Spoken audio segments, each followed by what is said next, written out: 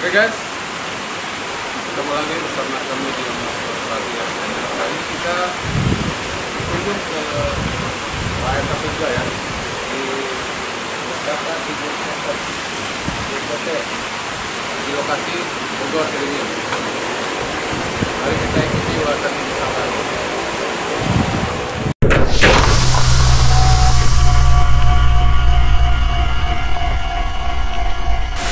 Oke guys, kita langsung berkenalan yang sama yang punyanya, Pak Kapolda ya, yang di Jakarta Tidur Center. Oke. Gimana nih Pak? Udah lama atau hidup ini di Jakarta tapi di guys, tapi kita ada di Caringin Bogor. Di Jakarta Tidur Center itu bermula dari hobi Bapak Sugiarto. Pak Sugiarto. Pak Sugiarto ini pemilik utama dari Jakarta Tidur Center, berdiri tanggal 16 September 2020. Baru 20 ya? baru tahun. Iya. Baru jalan 1 tahun lah.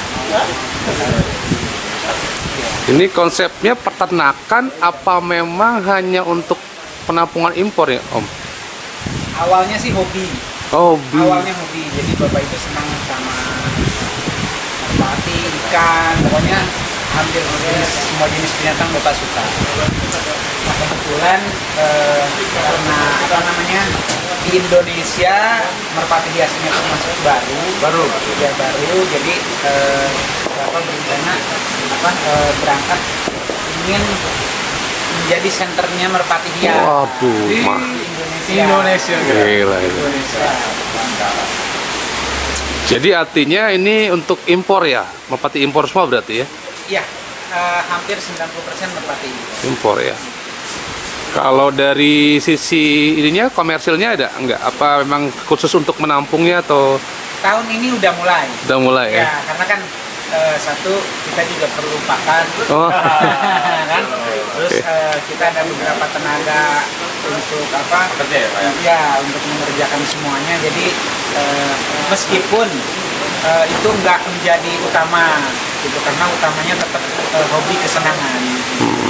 Itu sekedar ini aja lah, berbagi dengan teman-teman ini. Iya. Tapi untuk kenapa ya semua itu kebanyakan yang keluar? Karena kalau tapi walaupun burung-burungnya emang kurang bagus secara hiasan. Sebenarnya sih dari segi kualitas memang impor lebih apa ya namanya? Lebih baik. Jadi dari segi kualitas bodinya, keindahannya itu lebih beda tingkatannya dengan hasil peranakan di Indonesia. Nah di samping itu kenapa ambil langsung dari luar, ingin memperbaiki kualitas itu.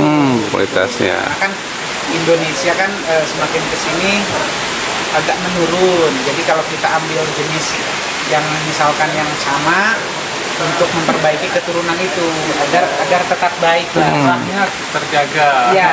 Rasanya terjaga. Tapi dalam arti kalau kita misalkan ngambil burung dari luar terus kita beli di sini itu bisa punya apa namanya kita punya misalkan BPC gitu. Sebenarnya gini sih, cenderung kan lokal impor. Ya. Iya, Lokal, ada impor gitu. gitu kan. Padahal sih sebenarnya lokal ini yang memang endemik kita sebenarnya. Burung endemik kita yang ada di Indonesia. Jadi katakanlah impor itu karena mungkin satu kita ambil dari luar langsung, bilang impor. Nah, anak yang lahir di Indonesia pun sebenarnya Impor ya? tidak bisa disebut lokal. Oh. Karena kan ini burung hanya numpang lahir di kita aja sebenarnya gitu. Jadi biasanya ada bahasa ada krak, ada baka, misalkan ada silsilah pedigrinya, istilahnya sebenarnya peranakan luar hanya beranak di Indonesia. Jadi kadang orang ini burungnya lokal, gitu kan? Iya, Burungnya kalau gitu padahal bukan produksi Indonesia, tapi disebutnya dia bilang lokal karena numpang lahir ya. Iya, Numpang lahir di Indonesia. sebenarnya Memang kalau misalkan kita ngambil impor pure nih, kita ternak di sini, memang akan ada perubahan fisik atau di Indonesia karena lahir di Indonesia akan ada perubahan fisik nggak di sana? Pak? Atau tetap namanya turun gen ya? Harusnya kan hasilnya sama dengan hasilnya air pupuk gitu. Sebenarnya kalau indukannya di sana bagus, maksudnya bagus ini dalam artian dari segi kualitas, dari segi apa, ya, maksudnya semuanya masuk kategori beranak di kita. Kalau di kita apa penanganannya baik, apa namanya dari segi makanan, terus kesehatan segala macamnya itu baik, anaknya juga tidak akan jauh beda dengan ibu. Nah, kenapa yang hasil peranakan Indonesia menurun? Iya. Satu, karena terlalu diporsir. Oh. Produksinya itu terus menerus. Iya. Jadi terus beranak terus. Ya, karena kan kalau di Eropa, di Amerika itu mereka ada 2 musim. Jadi ketika musim dingin produksinya itu apa namanya? Stop. Diistirahatkan Oh, dulu. istirahat, iya. Jadi 1 tahun itu indukan hanya menghasilkan 4 anakan saja. Setahun. Ya, Iya. jadi kualitasnya tetap terjaga. Itu guys, salahnya di kita tuh memang ayo kalau lagi Iya. akan menghasilkan ternyata kualitas akan menurun Pak ya. Oke. Menurun, kualitasnya akan menurun. Bukan karena pakan, Om. Itu Kok- sih 20%. Oh, Pak. Harusnya biji-bijian sama ya Pak Pati ya. Iya, maksudnya makanan pokoknya pasti biji-bijian Pak ya. Iya, makanan pokoknya biji-bijian, cuman kekurangan di Indonesia juga pestisidanya yang terjaga. Oh iya Kak. Dari sumber itunya dulu. Iya, pokoknya biji-bijian kita ya, pestisidanya udah terlalu over, akhirnya ke kualitas burung juga sedikit sangat mempengaruhi. Ternyata memang guys dari pakan itu sendiri. Iya, Jadi pakan kan juga mempengaruhi. Ternyata di kita memang udah ya itu udah nggak tahu udah mungkin banyak kan. Nggak tahu ternyata memang kandungannya juga ada maksudnya gitu ya. Iya. Kandungan dalam pakan itu Kualitas pakannya jadi kurang. Kan ini impor ya. Prosesnya gimana tuh? Apa dari mulai pemesanan sampai sini ada nggak tuh apa tahapan-tahapan yang harus dilalui? Karena kan pasti ada lisensinya, ada apa tuh banyak lah yang namanya izin-izinnya kan ya gitu biasanya gitu ya. Sejauh ini sih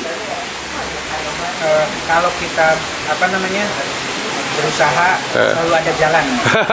meskipun dengan jalan yang lurus Pak ya. Iya, terkadang kan gini,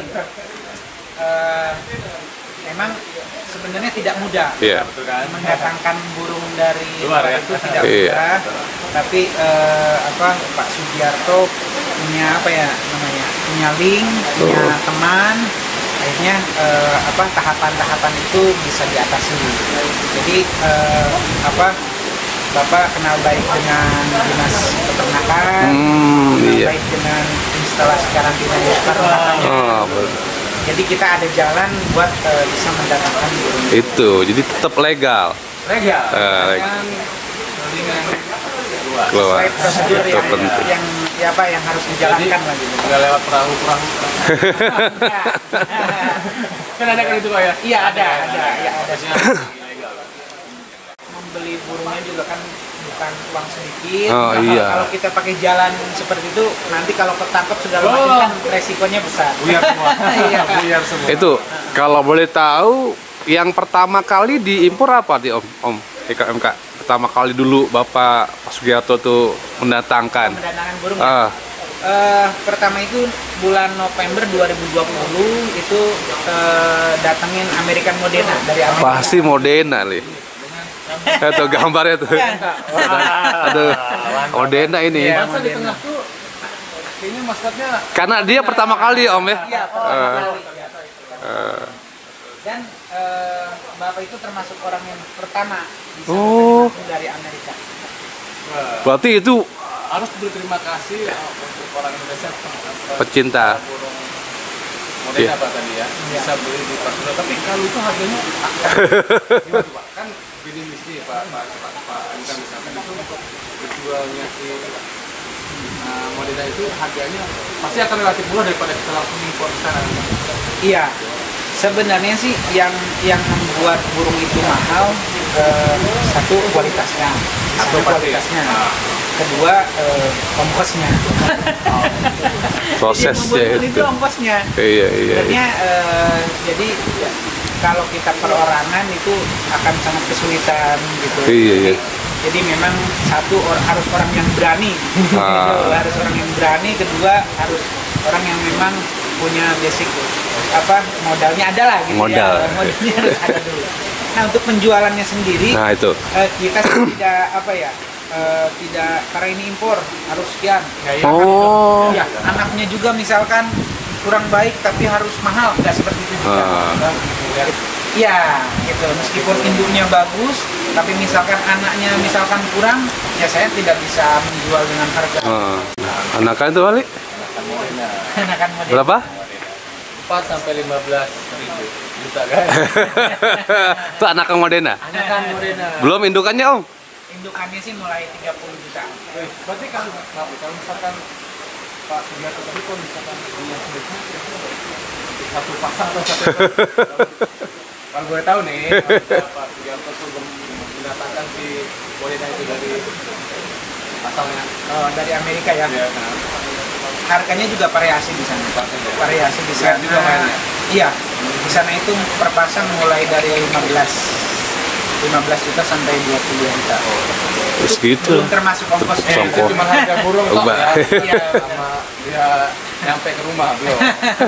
Banyak yang harus dibayar untuk sampai ke tempat. Gitu ini, saya pertanyaan saya tadi mikir, kan Bogor dingin ya, Oh, Om. iya. Nah itu kok pilih Bogor itu apa dasar? Biasanya kan burung harus panas ya? Atau gimana? Saya salah atau gimana? Sebenarnya jadi di sini nih pas. Oh. Karena Amerika Eropa itu kan Oh iya, iya. suhunya itu kan dingin. Iya. Itu dingin. Jadi ketika pindah ke Bogor, jadi dia nggak terlalu stres. Karena Oh suhunya iya. itu nggak terlalu. Nggak terlalu ekstrim lah turunnya ya? Iya. Tapi memang merpati ini termasuk jenis unggas yang cepat beradaptasi. Oh, merpati ya, iya. Beradaptasi Iya. cepat. Panas itu sebenarnya bagus untuk ketika pengeraman, ketika penetasan burung itu sangat bagus. Iya. Dan memang karena sinar matahari itu vitaminnya bagus, untuk semua hewan juga kan bagus. Iya. Ya Indonesia cocok lah untuk memelihara merpati ya. Terutama Bogor lah ya, Bogor ya. Oke, jadi gitu nih. Amerika kan tahu Oh, terjawab berarti ya kita tadi. Sebenarnya yang berbahaya itu bukan suhunya, tapi angin langsung. Oh iya. Jadi kena angin langsung. Iya. Nah, burung itu kadang karena burung juga ada yang seperti serangan jantung. Oh. Seperti masuk angin gitu, seperti masuk angin. mungkin tadi yang dari hujanan tadi kan musim hujan ini tiba-tiba muyung gitu Iya, loh, muyung gitu. Nah, jadi Tiba-tiba. karena cuaca. faktor cuaca ada, hanya kalau di musim dingin kualitas kandangnya itu misalkan malam ditutup terus dikasih lampu gitu. Nah itu akan meminimalisir. Oh iya. Nah yang berbahaya ini kandang karena hujan terus, kandang lembab, terus angin masuk ke kandang langsung. Wah itu. Secara langsung gitu. Nah itu yang berbahaya, jadi burung juga Yang di rumah. Ya. Awal-awal pada bentar. yang saya selalu terpukau tuh kandangnya bersih dan tidak Berbau moniak. jadi kita pun merasa safety aman aja gitu. Biasanya kalau di kandang burung tuh baju karena bisa kena kotoran. Sini selalu aman.